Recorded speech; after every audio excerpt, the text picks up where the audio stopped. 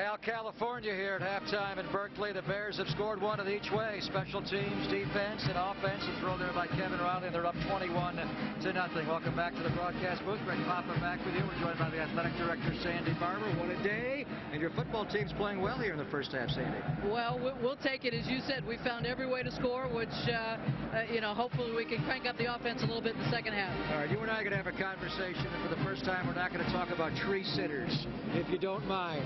Construction is underway. Congratulations. I know it was a long, arduous process, but you're underway now. It's been a long wait, and this has always been about our student athletes, and we had the ceremonial groundbreaking this morning, and I'm really happy for our kids that now that this is underway, every day that goes by, we're a day closer to putting them in safe and quality conditions for success. And it obviously will help the football team, but not just the football team. 13 intercollegiate teams are going to be affected by this, and you guys have been long overdue for new facilities here, I know. I think it's absolutely amazing what our coaches and student athletes have done with the facilities they've been asked to work in, but this gives us the opportunity to give them the quality facilities that they deserve, and I can't wait to see what they can do with those. And they deserve it, to be certain. Give me a little time frame. How long will this process take, Cindy? We are now, the project itself for Student Athlete High Performance Center will be 30 months. So 30 months from now, we'll be moving into a fabulous facility. 3.5 years from now.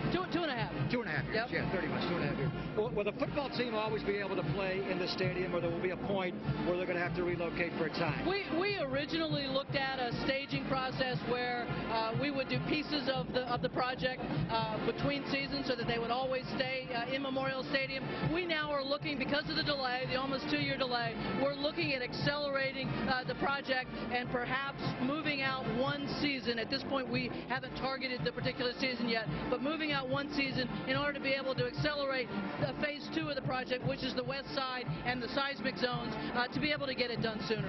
What's been the reaction of your student athletes, during this whole 21-month ordeal to get it done, and now that it's finally done, how have they reached out to you just to say thank you? Well, I think they've gone through the same phases that I have, which is, kind of frustration and, why, and, but at this point now that they see it as a reality as well, they've been very grateful for the efforts of the university, the efforts of our donors to make it become a reality, and they're looking forward to it getting underway.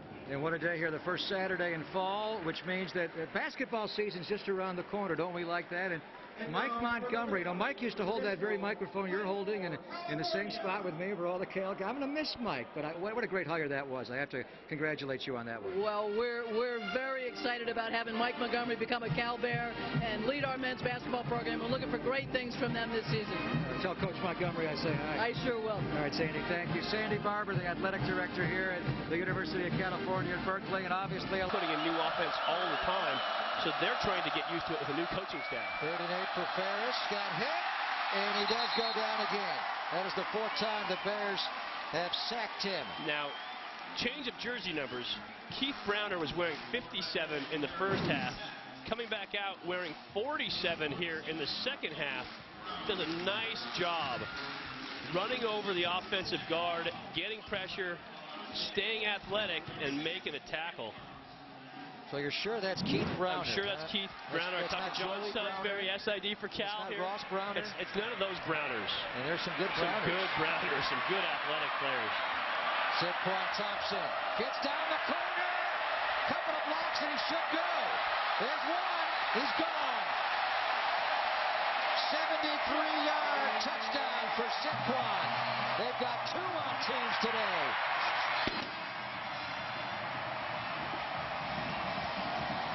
Great run back by Saquon. Excellent blocking out in front. But how about Cal's special teams output for points? Better than the offense so far today. Which segment of this Cal Bear team is going to score the most touchdowns today? They had a block punt taken back. And look at this blocking. Once he gets the wall on the outside, Saquon is gone. 73-yard punt return. 28-0 California. Thompson in his running. Look at the blocking, Mike. He gets downfield to give him the last 50 yards. Returner has to make one guy miss. There it is. He breaks a tackle. Now the Bears are all out in front, forming that wall, allowing him to get to the sideline. Boom. And then a very smart cutback by Saquon. Cut back across the field and use your speed. You're a corner. You're Greg, we're going to have this year. Well, defense looks good, and they have turned up the physicality this week. They are much tougher this week than they were facing He Maryland. hit it again. I think the special teams are obviously going to be great going into conference. Look at Thompson just hit it straight ahead. No wiggle that time. Great blocking. He hit a hole right away, Mike. 34 yards straight ahead. So Saquon Thompson has been special today. Here's a block up the middle. They actually block it right into the personal protector. Nabufi picks it up. He scored 2 touchdowns this year on teams on block punts, and you got to love this one. The Quan. That's it. Showing the wheels on the outside. He said, Javid, who? I can break a tackle too, and then he turns it up. Don't get crazy now. I'm going to see him do the 100 meters in 10-3. Where is Javid Best? Here he is.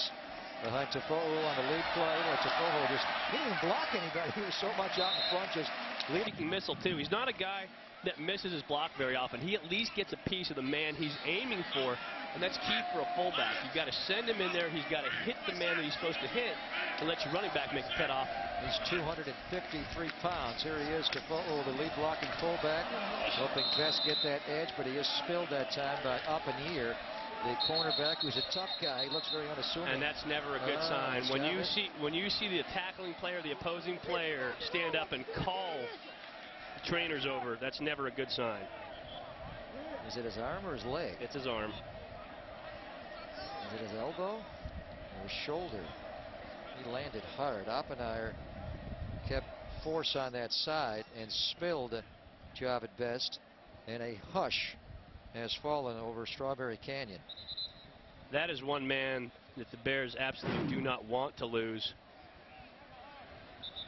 Oppenheer, just a nice job. He hyperextended his elbow. It going down. Wow. It's not supposed to bend that direction. No. He's trying to brace his fall. And Oppenheer do a nice job at an open field tackle. Ouch. But the elbow is not supposed to go that way. Wow. This is a tough sport. He's a tough guy. He is up. He will walk.